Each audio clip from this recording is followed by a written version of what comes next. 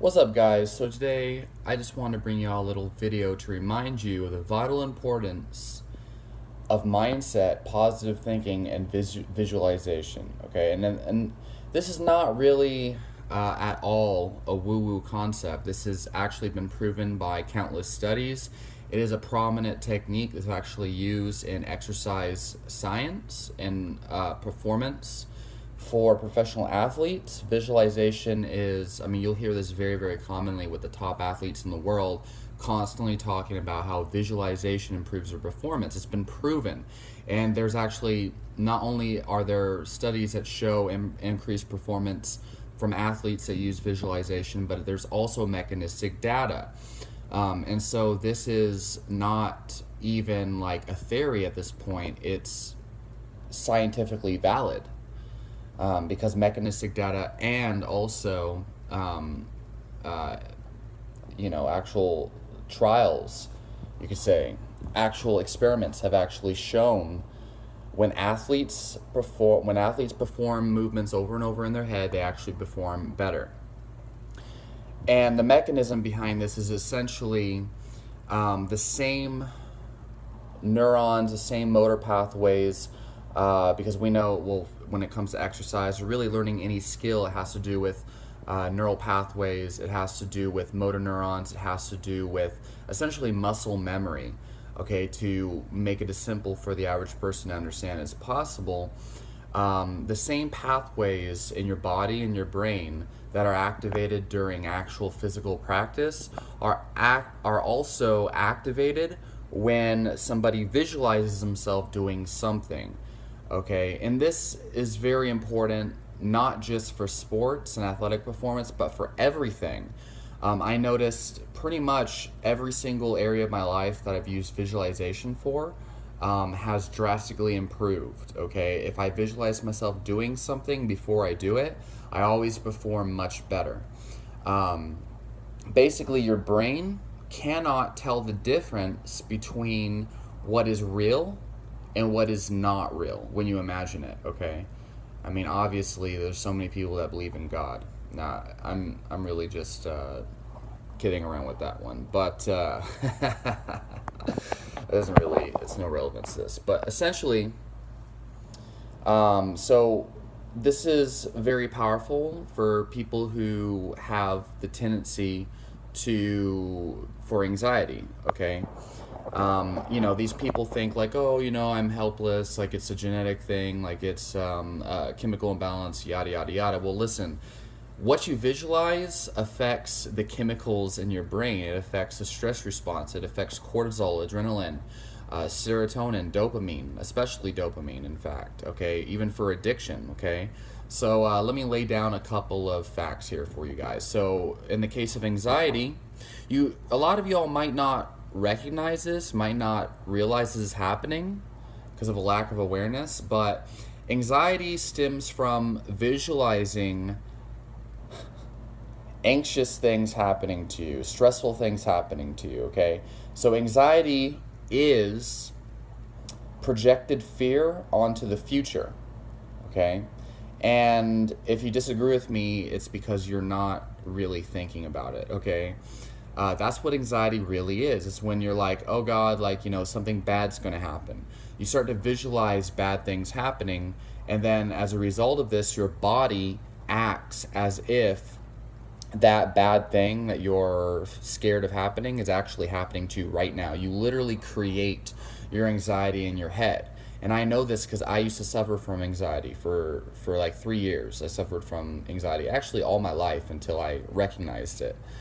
It's very important to see what it actually is, and it's you visualizing bad things happening, okay? And you could be like around a girl that you think is really attractive, or a guy if you're a girl, right? But you can be around someone who you think is attractive, and like maybe you really want them to like you, I suppose, but you shouldn't.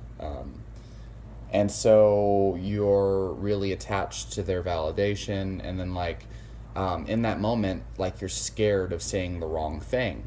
So you may not realize this, but you're actually visualizing, even in a microseconds, visualizing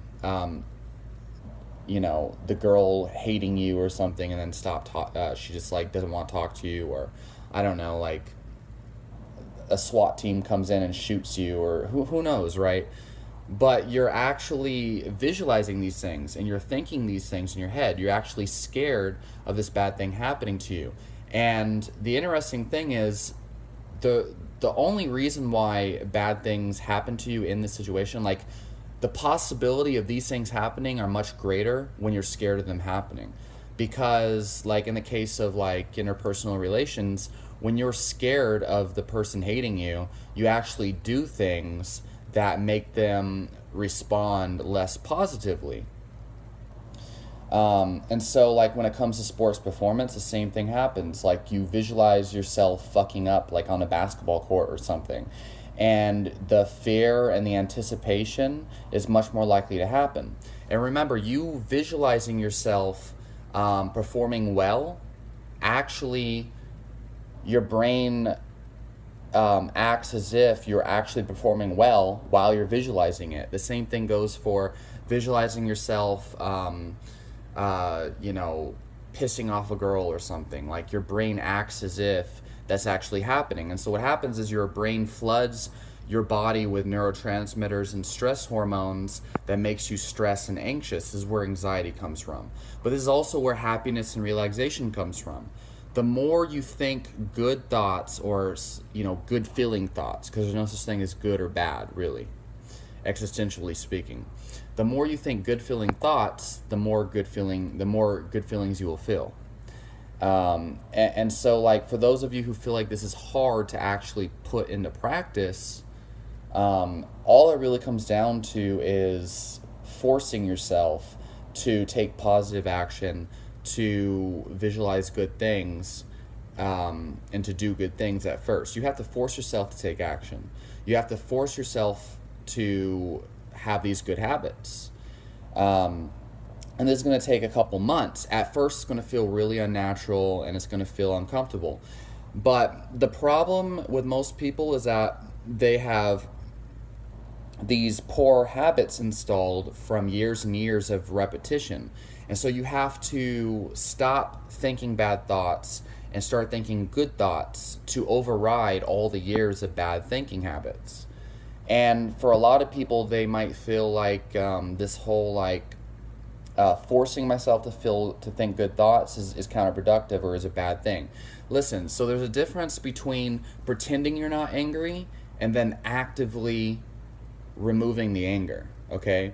So like if you're angry and like you're holding it in, that's not good. And that's very different from, changing your thoughts. Changing your thoughts is literally exchanging the anger for happiness, because when you're focusing on happy things and when you're really consciously directing all your energy towards happier things and happier visualizations, it becomes damn near impossible to feel those negative feelings anymore.